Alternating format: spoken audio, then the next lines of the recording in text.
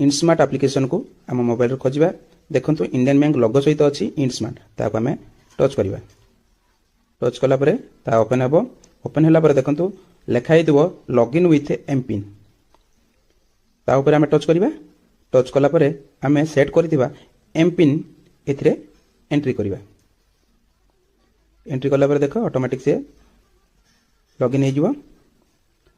गोटे नोटिस आसी आम क्लोज करवा ऊपर देखो गोटे आखि चिन्ह अच्छी से ही आखि चिन्ह उपर आम छुईले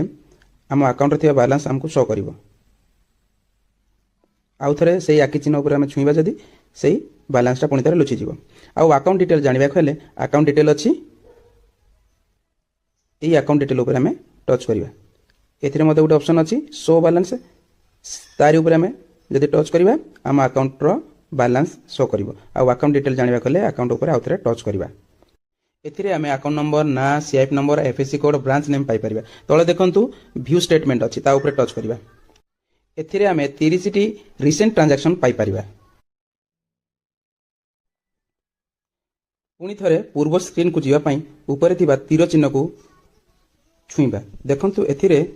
समस्त प्रकार अकाउंट को पाई परिबा saving account current account deposit account loan account CCOD account मूल स्क्रीन को जीवाकू हेले ऊपर थिबा घर चिन्ह को छुईबा